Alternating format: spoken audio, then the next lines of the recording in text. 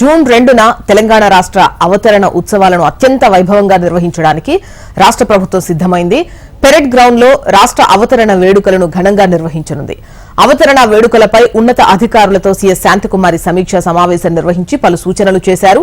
June 2న ఉదయం gun park లోని అమరవీరుల స్తూపం దగ్గర తెలంగాణ రాష్ట్ర సాధన అమరులకు రాష్ట్ర ముఖ్యమంత్రి నివాళులర్పిస్తారు. ఆ తర్వాత సికింద్రాబాద్ పెరెడ్ గ్రౌండ్స్ లో నిర్వహించే కార్యక్రమంలో పాల్గొంటారు. పెరేడ్ గ్రౌండ్స్ లో సీఎం రేవంత్ రెడ్డి చేతుల మీదుగా రాష్ట్ర గీతాన్ని ఆవిష్కరించి ప్రసంగిస్తారు. సాయంత్రం 7 గంటల నుంచి రాత్రి 9 గంటల వరకు ట్యాంక్ బండ్ పై రాష్ట్రంలోని అన్ని కళారూపాలతో పెద్ద ఎత్తున కార్నివాల్ నిర్వహిస్తారు. దీంతో పాటు శిక్షణ పొందుతున్న 5,000 మంది పోలీస్ అధికారులు బ్యాండ్ తో ఈ ప్రదర్శనలో పాల్గొంటారు.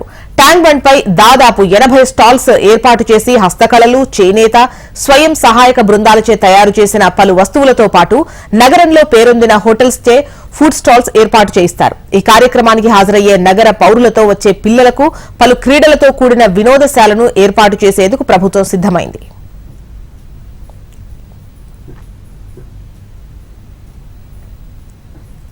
ట్యాంక్ బండ్ పై పెద్ద సంఖ్యలో ప్రజలు హాజరయ్యే అవకాశం ఉన్నందున వారికి ఏ విధమైన ఇబ్బందులు కలగకుండా ఏర్పాట్లు చేయాలని అధికారులను ఆదేశించారు సీఎస్ శాంతికుమారి.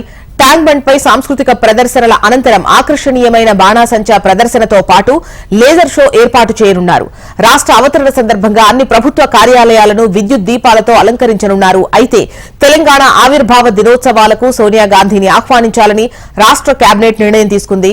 కానీ వేడుకలకు సోనియా గాంధీ హాజరవుతారో లేదో ఇంకా స్పష్టత రాలేదు.